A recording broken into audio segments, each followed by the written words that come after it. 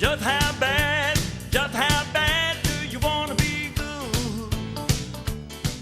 Would you do what your heart says? And good morning, everybody. This is Listen In. I'm Angela Miner, WOP-FM 99.9. Today, live in the studio, we're happy to have Andy Hunt. He is the Cleveland Bradley County Public Library Director.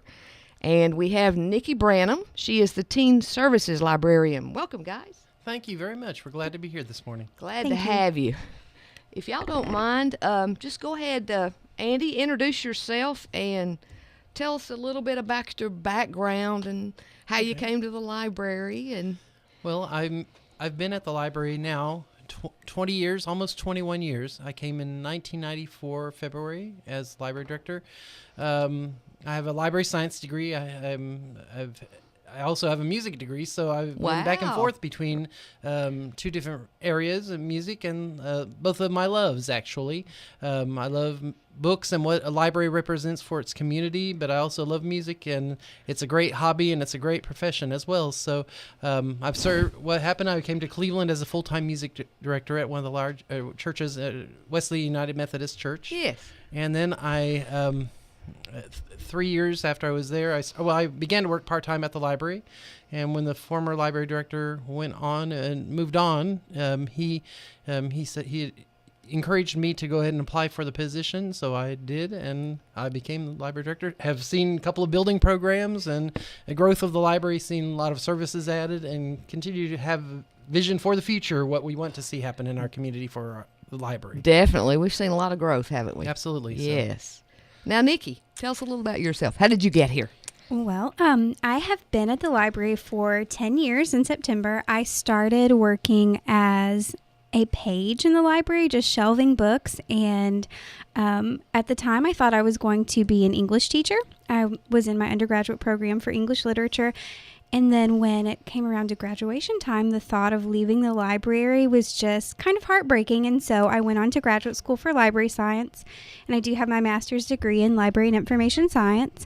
I was asked to take over the teen program after it had gone through a few part-time people and they had moved on to other things. And we recognized that having teens in the library is vital because they're our next demographic of adults. They are going to be the next library supporters. And so for them to have a good experience and a connection with their public library is super important. So I started with about 4 teens and at our first event, which this was just our 4th annual masquerade this year. And this year we had over 50 teens. So we've had a lot of growth and kids who are engaged in the library. We've developed a teen advisory group. It's a group of teenagers who work as kind of an advising board. They organize teen programs. They volunteer. So we've had a lot of growth in the teen area as well. Oh, that's wonderful. And the usage, the checkout, the material checkout, she's really gotten the kids engaged with reading, and I've seen that, statistically, and it's been exciting to see. Tell them a little bit about the masquerade that just happened. Our masquerade, we do it every year, kind of around October, and we transform the library. We have tons of decorations that go up. We use our community room because we've actually outgrown our teen space for our parties like this. So That's good news, right? Yeah, it is. So we've moved down to the community room. Everyone comes in costume. Myself and Keisha Parks, who's our children's services librarian, we really go all out with decorations. It is a spectacular time. We do music, we do lights, we have food. Thanks to the Village Bake Shop for their donation of donuts. Yum. I think at first saying I have donuts was the big draw. Oh, sure. And then they're like, oh, this is kind of cool. I came for the donuts. But so we've had a lot of growth. It was a spectacular time. Now, when did this happen, Nikki? This happened on Saturday. Did it? Yeah, this was. Well, I understand you guys have some other events upcoming. Yes, one of the events that's coming up, actually, there are a couple this weekend. So we're talking, actually one's Friday night, tomorrow night. It's a family pumpkin decorating contest. Yeah, I can talk a little bit about that. So we are hosting a family pumpkin decorating contest. The idea is that you will decorate a pumpkin inspired by a creature or character from your favorite book. Oh, wonderful. This is a whole family experience, so we ask that everyone be involved. The limit is 2 pumpkin entries per family. We'll begin judging tomorrow at 4:30, and the winner will be announced at 5:45. We have very exciting prizes. The grand prize includes a 4-pack of tickets to Elf the Musical, which is coming to Chattanooga in November, and those were graciously donated by AMC Entertainment. We have a Bond Life coffee gift card and a few other special goodies, so we encourage you to please decorate a pumpkin. Stop by. We'll also have hot chocolate and hot cider served by our friends of the library, and lots of candy. Now, what time does that start? It starts at 4:30. Okay, and you decorate, just to be clear, you decorate your pumpkin at home? Yes. Okay, it's not actually a pumpkin carving event then? No, Okay. but you may carve, you may paint, you may build feathers, whatever moves you with your pumpkin. So feel the creativity and bring your pumpkin Yes. to the library, 4:30 tomorrow. What else do you have? Another thing that's happening this Sunday, specifically a special event. The Friends of the Library are having I would say their second annual. I think it's going to be an annual event. Antiques and Rare Book Auction. Oh, wow. So it's going to be at the History Branch across the street from the main library, and actually the doors will open at what time? 2:00. The doors will open at 2. 2:00, and the books will be available for viewing until 3:30. And then I think there's sign-up sheets that they can bid on. It is a silent auction, so you can just drop by, take a look at what you want. We have so many wonderful items, classics, first editions, rare books, lots of good things. There's a wonderful Moby Dick that I would like to own, so I challenge you to a bidding war, listeners. And we will stop bidding at 3:30, and winners will be announced then. Well, call me Ishmael. I may have to bid against you on that one. So where did these items come from? Were these donated or? They're donations that we received for our Friends of the Library book sale, and they were just a little too valuable to go out in the 50-cent pile. Sure. It's a wonderful way to raise money. All the proceeds do go back to the library from the Friends of the Library. They recently just paid for the portion of the new doors in the teen area, so we really want to support them because they support us. Yeah, that's a terrific organization. And the other thing that we sort of touched on, the Fulla book sale. We have an ongoing book sale that happens at the library. You know, people bring in used books, magazines, variety of things, and sometimes we do go through them to see what we'll add to the collection. And there's a good percentage that really go into the collection. However, those that aren't a good fit for the collection go into the book sale. Or we even have free carts sometimes you'll find out that you can get. But the book sale goes on, again, to help buy additional and help provide extra services. I think last year the Friends of the Library gave a check for $12,000, and it went primarily towards children's services. So if you have used books or magazines, they can come in help the library. So if you go in the library, go through the big double doors, it's right there on the right. I spend a lot of time there. So it's a popular there's area. bookshelves there, and you never know what you're going to find. It's a little treasure hunt. And they're That's all right. very reasonably priced, yes? Yes. Like So- 50 cents and yeah, right. Okay, I want to know. Here's what I've always wanted to know. How many books are in that library? We have about 184,000 items. I'm sorry, how many? 184,000 items. Wow. And that's including the History Branch and the Bookmobile collection and all of the main collections. And that's how many are locally owned. We may have other materials that are regional library owned or state owned, what we Yes. call, and that may be another 15,000 items.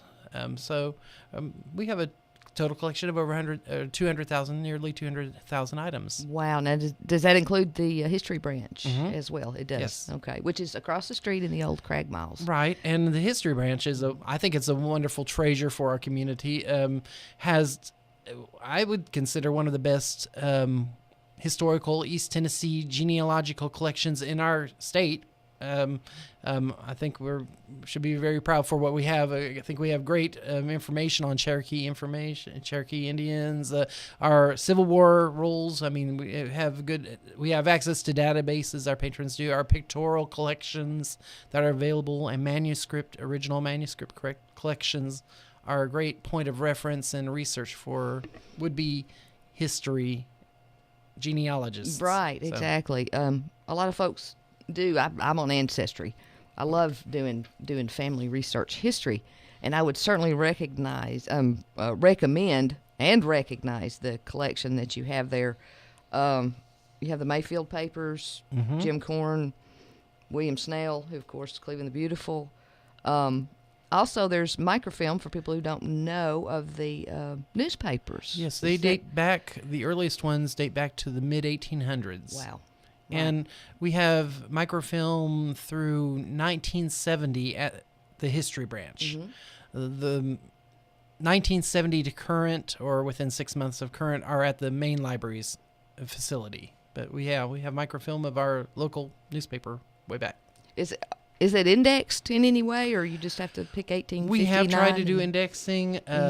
We definitely have gone back through a project, and we're trying to get it ready to be on the accessible on the computer. Is the obituary file? Yes. So people can easily search that. Yes, that is rich in history if you're doing genealogy, Yes. because it will list family members and associations, and yes, very good.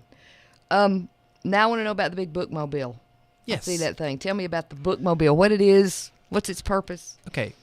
My other life before I came to Cleveland, I worked in a library in Indiana, and I was a bookmobile extension librarian. So part of my responsibilities were to take the library outside of the four walls of the library. So when I'm a bookmobile lover at heart, I think a bookmobile is a economic way to serve our community.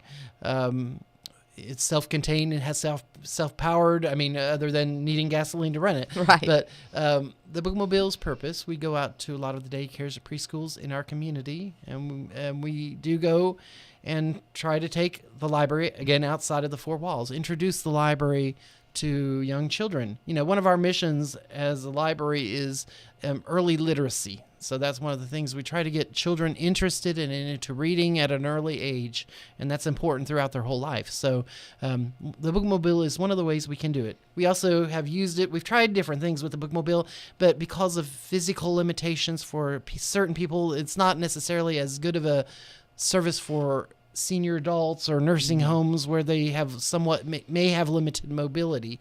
But for the preschool, we'll have whole classes of children come out, and it becomes an exciting event for those classes. And we also take it out to special events as requested. We've been this fall, we were at the YMCA for the Mix Family Expo. And then we also were at the Alzheimer's Walk. We've gone to various, again, if people want us to come to an event, we will try to do that. Is this something that you could take to schools? I mean, do teachers request? We have started some schools. It's a little harder when you're talking about servicing a whole school because you may have 300, 400 students, and that we really try to operate. Our bookmobile is on a string, a slimline funding. We only have a 20-hour a week person working on there, and when I did it in Indiana, I had 3 or 4, 5, 2, 3 full time, and we went to every county school in our county, and Sure. we'd have 500 to 600 books go out at a time. It was a bit. It would take a little more staffing to do that. Sure, but sure. Now, would I love it? Yeah, I probably would love it. Right. In the teen realm, what special things do you guys just have as an ongoing service for? Monthly, we do, on the first Monday of every month, we have a teen advisory group meeting. Teen advisory group That's that wonderful group of teenagers who I was talking about earlier, who help plan the teen events, who volunteer, and who are engaged in what's happening in the teen area. And it is open to everyone ages 13 to 17, so you can just drop in and hang out and see if it's the thing for you. We also do gaming every Monday except for the first Monday, and that is a drop-in event also, 4:30 to 6:30. We have snacks, we have the Xbox, and we have the Wii going, so you can come in, hang out, do homework, do board games, play some Mario Kart, and just kind of be in a space, just hang out. We do a teen craft monthly, and that usually emphasizes upcycling and recycling materials. We use a lot of books that were bound for the recycling bin and turn them into treasures. We use a lot of recycling. I'm sure my coworkers are like, I got another email saying bring in trash because I want your cans. I want your plastic bottles. We do have a monthly teen book club. The teens choose their books, they vote, and then we do a different title throughout the year, one every month. The next book club title is The Raven Boys by Maggie Stiefvater, and it is wonderful.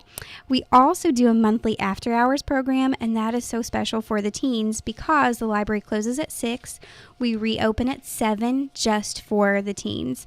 So they are able to be in there and be loud and hang out and be themselves without kind of feeling the restriction of, oh, I'm in the library, I have to be quiet. Sure. So it's a cool thing for them.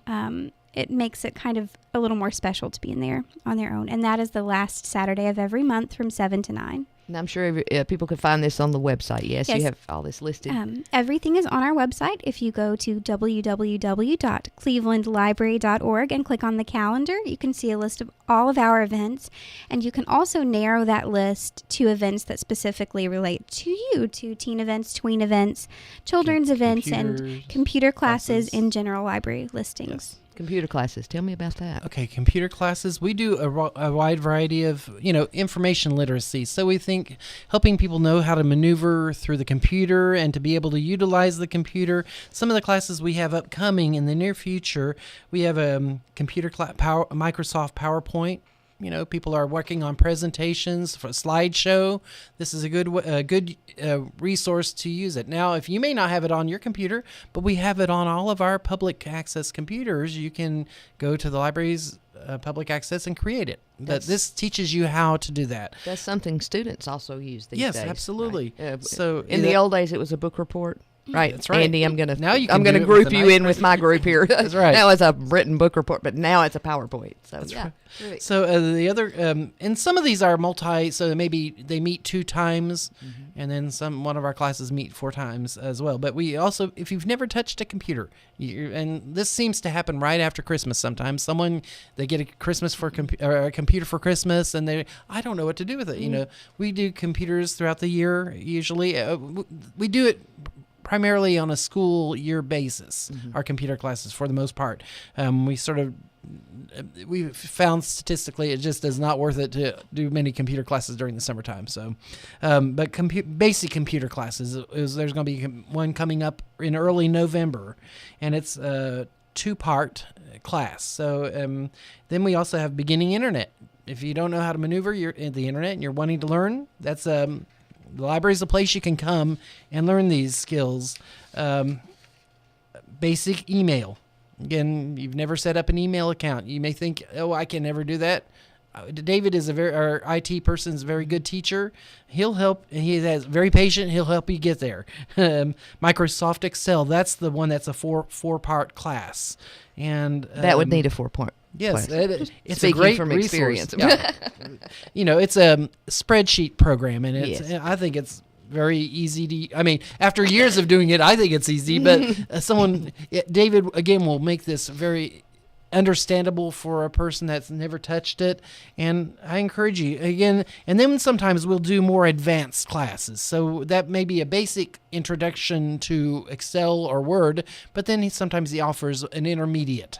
So, but we want to help people feel comfortable with using computers. So we've also done digital photography and a wide variety. Internet safety, how to use the internet safe for parents, to sort of help parents know how that it can be a safe tool for their children. Now, is there a cost for these classes? They're free. We do put out the schedule at the end of the preceding month. So like at the end of October, this schedule was put out. You can call the library 472-2163, and it's extension 126. That's the reference department. They have the sign-up sheets for the computer class. And So again, they you would- can they see would- the schedule online too. Sure. They would fill up, I imagine, so call early. They right? do. And reserve They your have seat. some. They tend to fill up. So I would, if you're again these skills like Excel, Office, those are things that a lot of employers are looking for. And we've been doing computer training since 2002, so we've tried to make this an important part. It's an important part of what we do. So this is free job skills training then? Yes. Yes. And there are also resume programs.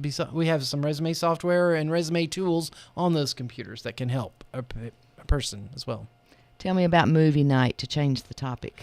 Movie night, I think actually we just had one that showed this past week on Tuesday. It's Nebraska. Nebraska.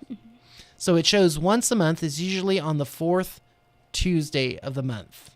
And what we had done this year was Oscar nominees.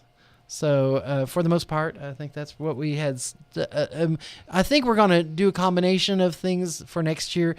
We found out not all of them are created equally even. Right. So, but we're looking again at incorporating Oscars, some of the best loved movies of this year Yeah. into our schedule. But we do that once a month for adults. But it's not only adults we do. The tweens have a movie time. I think the teens have a movie time, children. So there's movies for all people at the library. And So the cost for that is? free. Wow. Did everybody hear that? Say it again, Andy. Free. Free. Free With movies. popcorn. With With popcorn. with popcorn. Yes. I'm I was there. trying to see what the movie for next month is. Oh, here it is.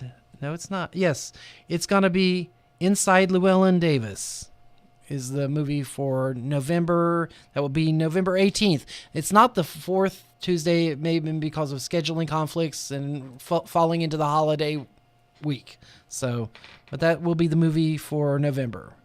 Well, if you've never been to the library and you wanted to come have a tour just to see look at the facility, talk to folks, is that an option? We do a tour once a month, for someone that's moved to Cleveland, never been in the library, or maybe you've lived in Cleveland all your life, still ain't never been in the library, or Oh, you goodness. just never seen behind the scenes. We take you into parts of the library that, the old houses. People tend to be interested in the old houses, so you get to walk back through those areas, and it's very nice. It's the third Thursday of the month, every month, and it's going to be the date for this one will be November 20th. It's at 4 p.m. and it's going to be, you meet at the front desk, at the circulation desk. And I'd invite you down if you've never been through the library. Come and you'll learn about the services. You'll learn a little bit about the history of the library. Absolutely. Do you have something to add? Nikki, you look like you wanted to say something. I'm just excited. Oh, you're I think that we have a really wonderful facility, and if you haven't been, especially since we did our remodel in 2009, you should come check it out. We have, having visited lots of libraries in our area and in our region, we have really a gem of a library for our community. So come and see us. Absolutely. I think it's fascinating. There's a law library, a law portion. Yes, the Bradley there. County Law Library. There's Bradley County Governmental Law Library Committee. I mean, it's a long acronym. I think every county has to support of some nature a law library. Our original law library was off of Central Avenue. It was in the southeast legal facility that they had there. It was eventually, they had there had been some planning, and then they said to move the library, that collection, to the library. I was a little concerned when they were talking about the whole collection, because there used to be a lot of books in that collection, and I knew we would have a hard time incorporating all of those in. So what the collection is, it's a sort of whittled down collection. It's about 3 sections of 21 shelves of material, but most of the material is on a database form. It's on you have access to Westlaw Next, which is a very useful tool. It's pretty easy interface. The interface that we had before Westlaw, just the database, it was not as searchable, not as easy to use, but I think this uses natural language. You can just ask for something the way you would talk, and you will find some good results. And so if you're needing legal information, that's a great resource for our community. Again, it's supported through, there's $1 charge to every court case that come in Bradley County, and that's what goes to pay most of the subscription costs for the books or for the database costs. Mm-hmm. And so when you have that time of legal need, check the library's resource, or the Bradley County Law Library's resource, and that's on the second floor. It's off of the reference area on the second floor. The other materials beyond there, we have more popular types of legal resources like NOLO guides. Those are for just everyday legal advice, and we have a lot of different topics that are in our circulating collection. So, well, that's something people may not think of, to go to the public library, right, in search of an answer. That's right. Correct? Okay. Now, Nikki, on the teen front, how long did you say you have been?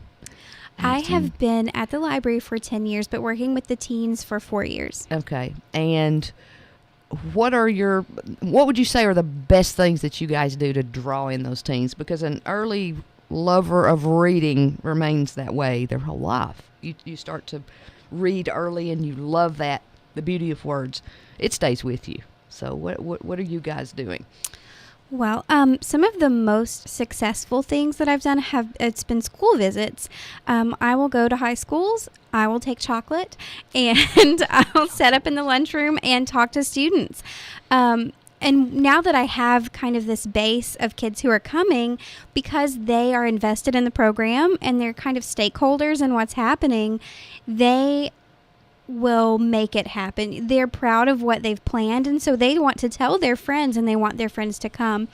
Initially, it was just kind of me jumping out of the stacks and saying, hey, can I help you find a book? I've got Twix. Also, there's a craft happening back here. Or it just generating initial interest, because teens are they are standoffish, and especially my library teens.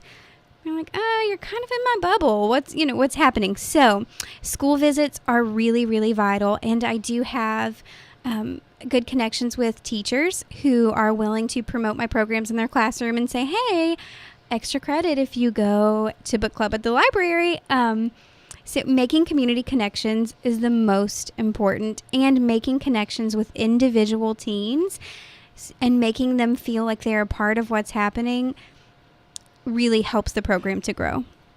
Andy, tell me, let's back up in age a little bit about if you have young children. Before we get to experience the excitement that's Nikki. And tell this is something, tell us what they'll absolutely. See. We have a lot for children and for tweens.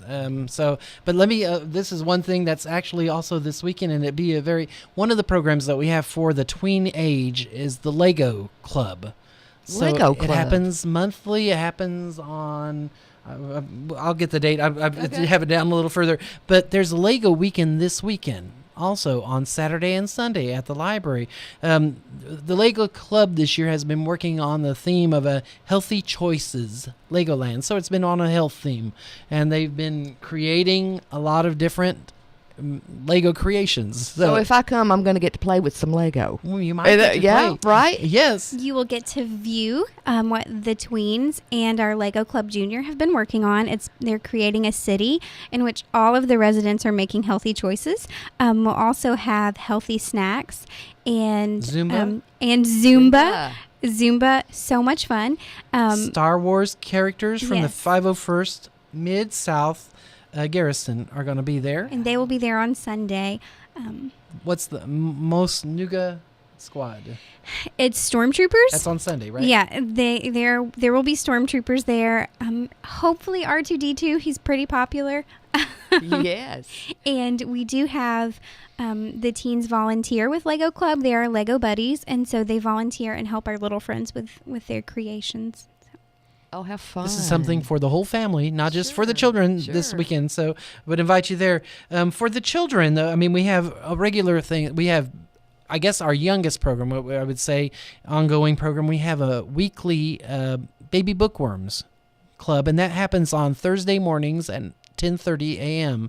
And it's a interactive between parent. We want parent and child to interact. You know, it's together finger plays, songs, and movement, and stories, and everything for parent, child, or grandparent and child to do. So we're talking pre-3, 0 birth to 3. You know, Wow. bring your baby and start getting them to hear words and music and song and movement, you know, so Sure. that happens every Thursday.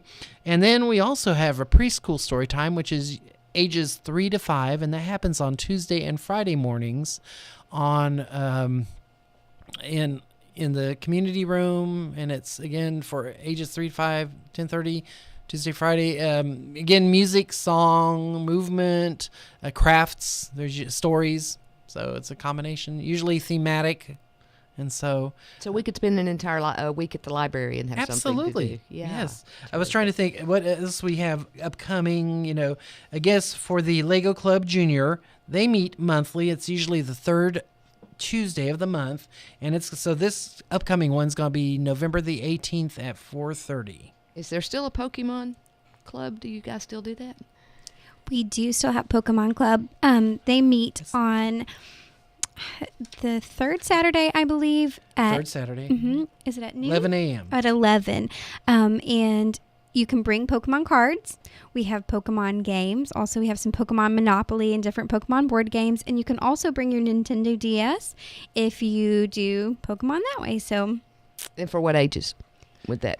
that This is is for like the 7 to tweens. 12. 7 to The 12. tweens. So these are some of the other tween type of activities Okay. we offer. And again, our children's librarian has really expanded our children's, and that's one of the areas we just, Keisha's doing a great job. And then with Nikki taking it all up through the teen area, I think we have a great program in this area, and we're trying to develop. So when you say, what can you do? You have a lot of activities for your children. Library is a pretty safe place to do it, too. So Absolutely. another one new that's relatively new is our Tween STEAM, which was science, technology, engineering, arts, and mathematics.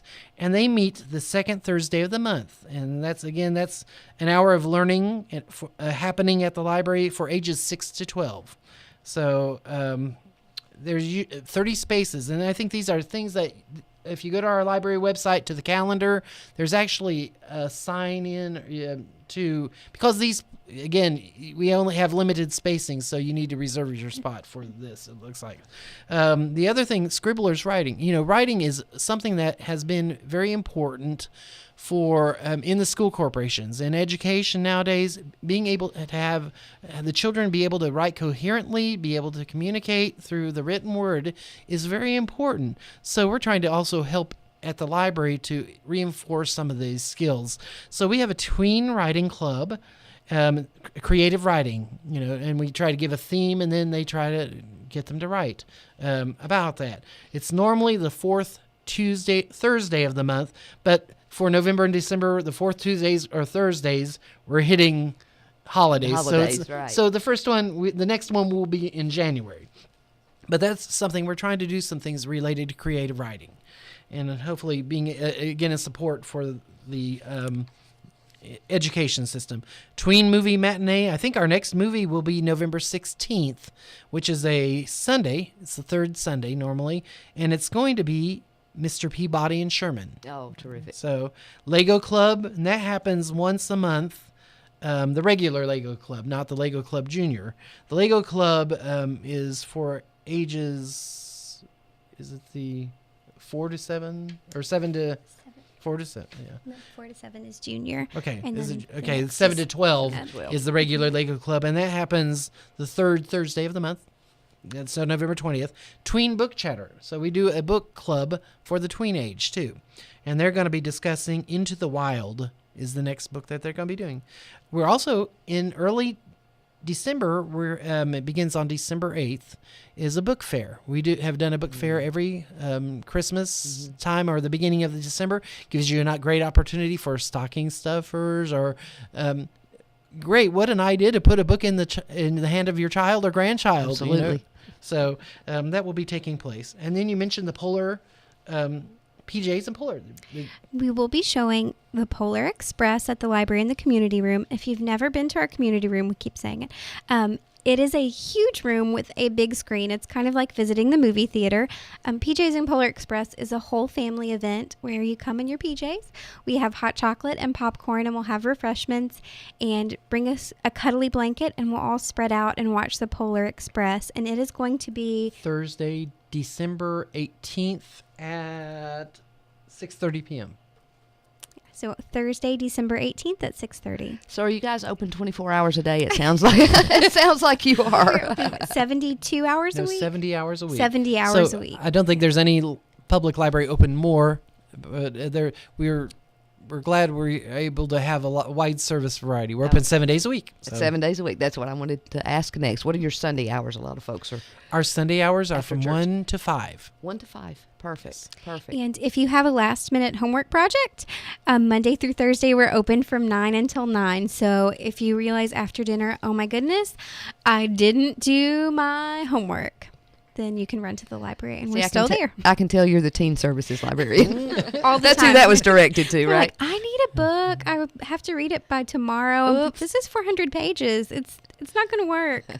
Mom, let's go to the library. Well, and this sort of gets us into, when the hours of the library, but when the library's closed, what access do you have? The library is, this day and age, is more than just the 70 hours that the library are open. You have access to a whole wide variety of things when the library is even closed through the databases. Believe it or not, people, we have ebooks. We have e-audiobooks. You have access to... Do you have what now? when I hear Ebook. people say, I spend a lot of money on buying ebooks, start with the library. You have downloadable ebooks and audiobooks, and now you have streaming videos at the library too. So now how much do the ebooks cost at the library? Nothing. What? Nothing. Free. So the Reads program, I guess I'd start with the ebooks and talk a little bit about that collection. The ebooks, it's Reads is the name acronym. It stands for Regional Ebook Audiobook Download System, and that's through the state library and archives. It comes through. We're part of a regional system. Our region is Ocoee River region, so it's part of a 9 regional area in the state. And so, because we're part of the regional library, we have access. Our patrons and anyone in our community has access to this. If you have a library card From home? from home, if you have iPad or an iPhone or an Android device, or you can download an application to it. You have access to over 40,000 or more downloadable ebooks. You have access to over 40,000 or more downloadable audiobooks. And we do one-on-one training with people that are trying to get it, learn how to use it. So we will sit down with you. And So I can bring my iPad in and say, help. Sometimes we Right? try to say we have about 5 or 6 people that that really sit down with people. So sometimes we may say, can you we'll set an appointment, but we're definitely willing to sit down, and it's an exciting thing. It saves you money, ultimately. So Are there online magazines? Zinio? there are Is that online Zinio? magazines, Zinio, and it's there's an app for it. You can do it to the same devices. You have to create an account first online through the library's website. And then that's a good place to begin all the time. We have a section under our webpage under clevelandlibrary.org that talks about ebooks and e-audiobooks, and under there's a link for Zinio. And when you click there's a place to create an account, and then it pulls in your library card. I think it'll ask for your library card in that process. Your library card is very important. It's the key to information and to utilizing the library. So how do I get a library card? A library. Now, I have one. I'm just asking. Okay. Library card. Shocked and appalled. No. Oh, no. Library card. If you live in Bradley County, a library card is free. We have an application you fill out. We ask for a picture ID and 2 proofs of address. If your picture ID has your current address, then you only need one other proof. But that's basically it. You live locally here in our county, a card is free. Now, if you've lost a card, we do have a replacement fee, but and that's $4. So if you lost it and you said, I don't know where it's at, it's easy to get it replaced.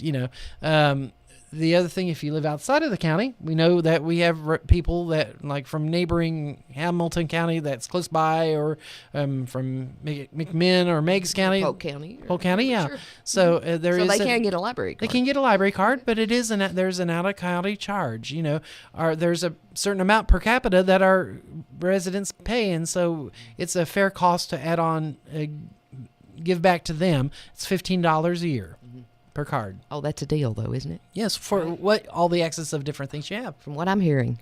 Yeah. Should I be think, more. We talked about the dollar amount of services that we provide as a library every year to our community. And if you look at your checkout receipt, it tells you, hey, did you know that you checked out $400 worth of books today? And I think, what did we estimate that it had been in the past year? Oh, I can't. It was a lot. A lot. Yeah. It was $5 to $7 million worth of services and materials that we provided to the community. We do circulate DVDs. A lot of people don't know that. So you're going to the Red Box and you're feeding in your dollar all the time. You can get that for free at the library with your library card. We do have television series. We have popular DVDs. We have the new stuff.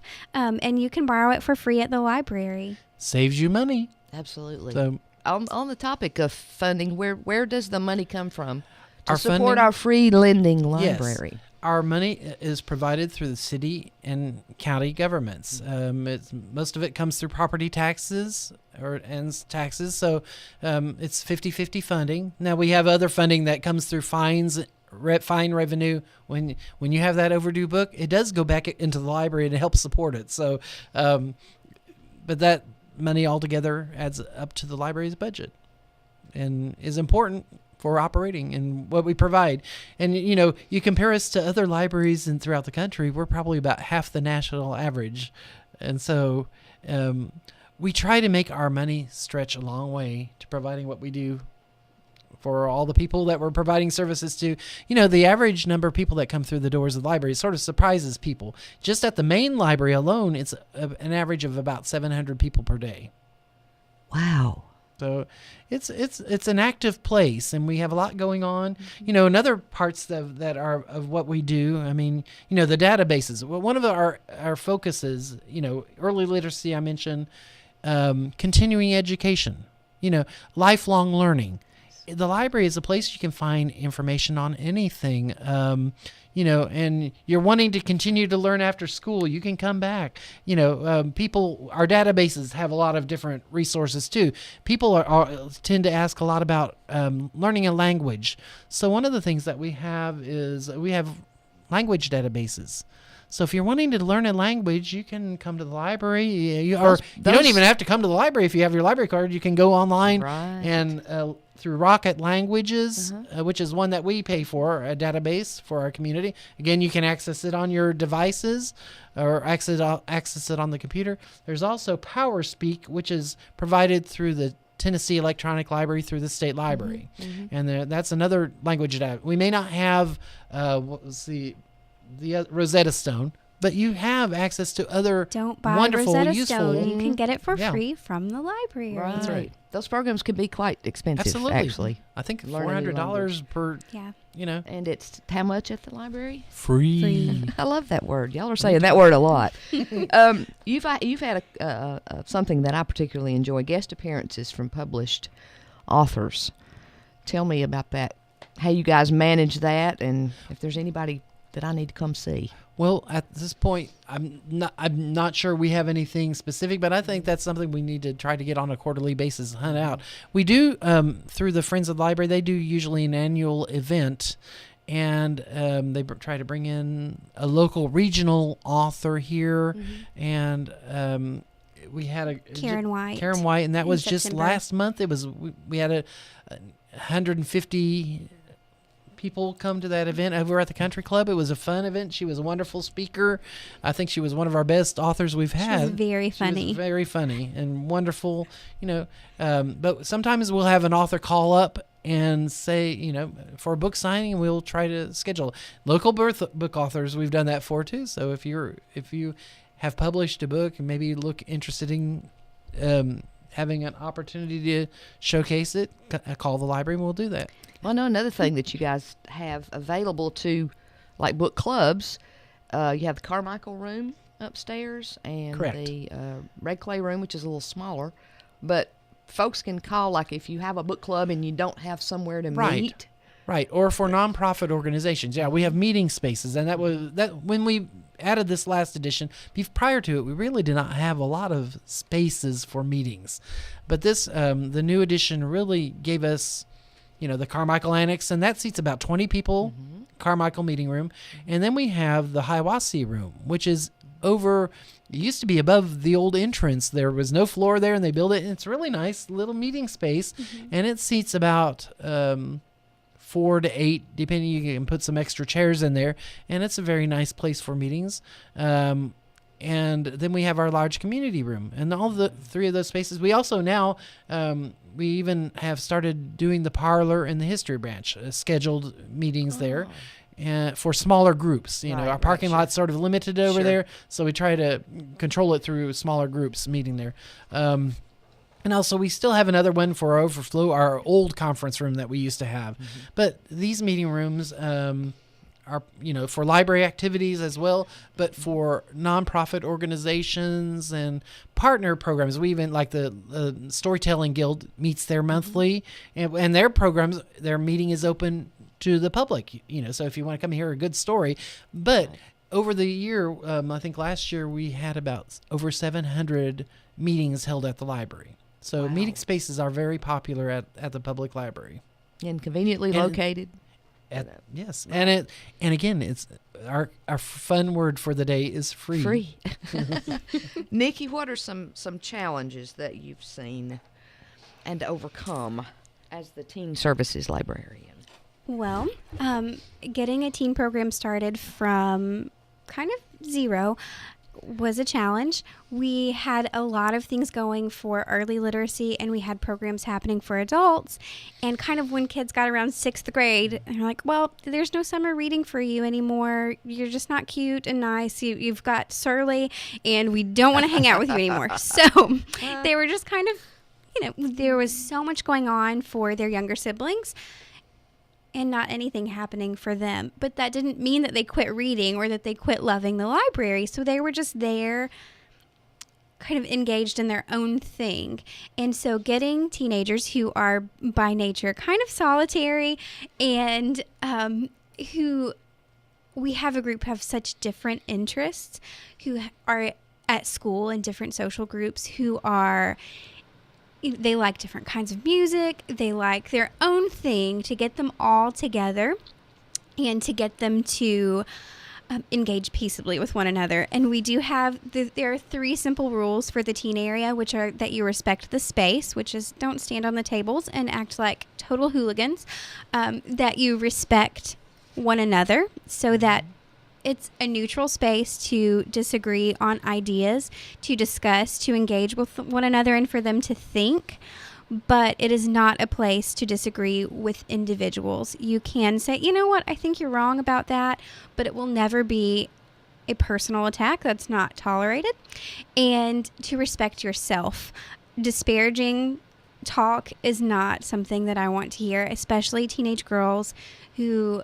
body image is a huge thing for them, and when they come in and they say, oh, I just look terrible in this dress, or but you know what, you're more than the dress. You are a thinking human being. And so to work with teenagers who, they're tumultuous, they have a lot going on inside of them at this part of their lives, and you have to recognize that and be open to be to be a friend to them, but to also be an authoritative adult. And that's a hard balance, to have them come in and say, my heart's broken.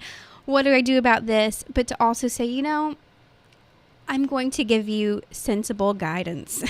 So it's a lot of balance working with teens, but it is the most wonderful challenge, and I wouldn't do anything else. Terrific. We are talking again today to Andy Hunt, Cleveland Bradley County Public Library Director, and Miss Nikki Branham, Teen Services Librarian. This has been terrific. Is there anything that I have not covered or we haven't talked about that you guys want to share with our listeners as we take our last 5 minutes here? You have something I do have one thing to add. We talked earlier about author visits, Yes. and something that the teens do, which is really special, is our finale for summer reading. It is the teen lock-in. They get to stay all night Yes. in the library if they complete successfully their summer reading logs. It's And you're going to be there, right, Nikki? Yes, Okay. I am there. Keisha Parks is there, Children's Services Librarian. David Ingram, our IT director, is another chaperone. And we do have guest chaperones sometimes. Jill Barnett, our volunteer coordinator. And Just to clear that up. Yes. Yes. Yes, we are highly chaperoned, and you are on lockdown. When we say lock in, you're locked in. You're not going anywhere unless your leg's broken and you leave in an ambulance. So you're not going. You cannot leave. We do that as part of a national lock-in, so there are libraries all over the country participating at the same time. And this year I got to co-chair that event, which was really exciting. But through that event, we get to bring nationally recognized authors to our teens. They will chat with them through Skype, and we have talked to Colleen Huck, to Marie Lu, who wrote the Legend series, to Carrie Ryan, to Jonathan Mayberry, to Isla Bick. We've talked to super famous young adult authors that we as an individual library could not leverage or afford.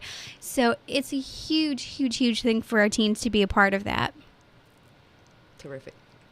The other things people may not know about the library, when sometimes when we're talking about continuing education, just a couple of things real quick.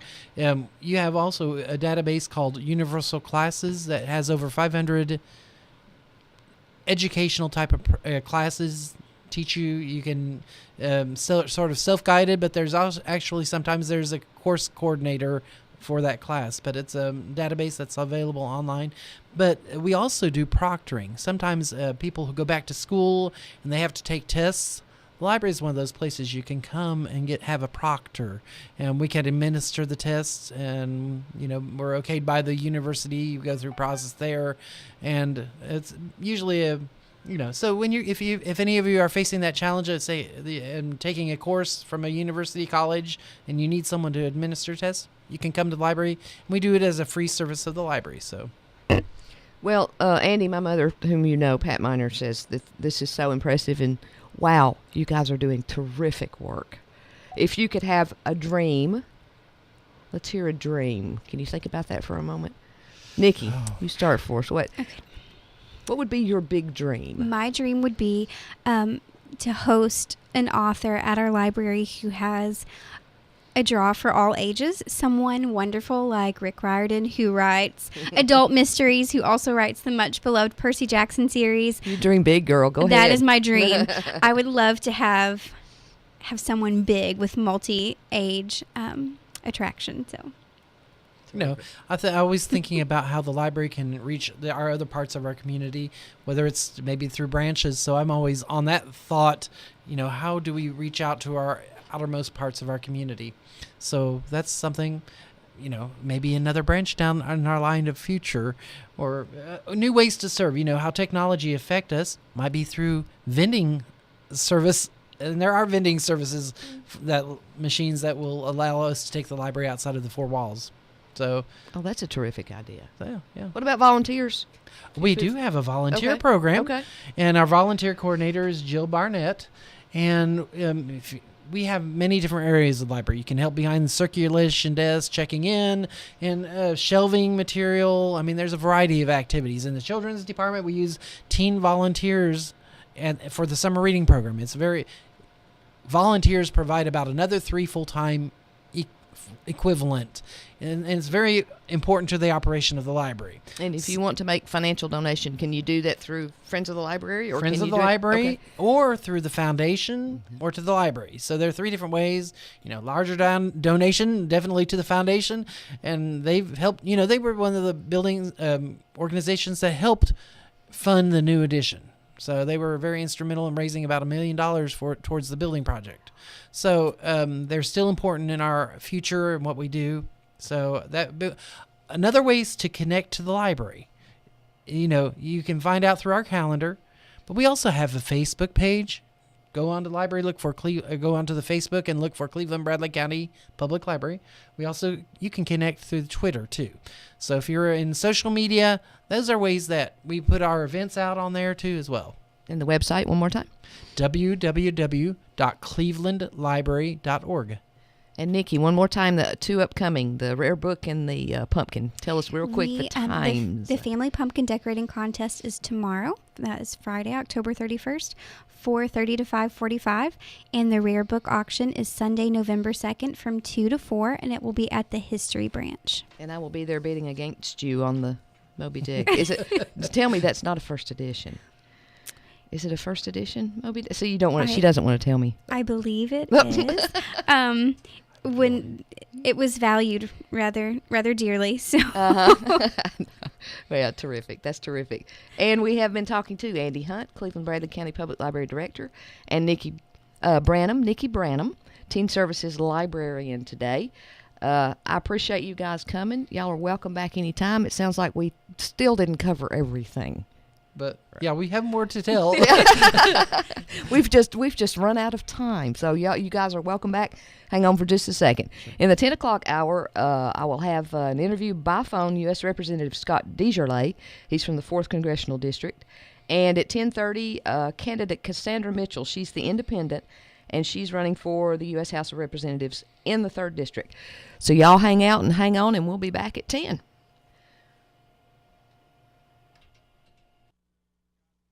Cornered at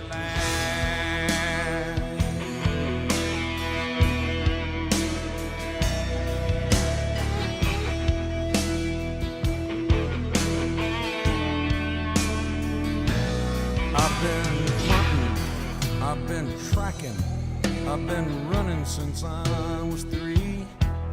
Born in a Louisiana swamp, moved with the pack to Tennessee. Raised by black and white dogs to some country, some rock and roll. They said, now boy, you gonna have to quit your howling soul. Staying up all night and chasing lassies by the moon. Laying up all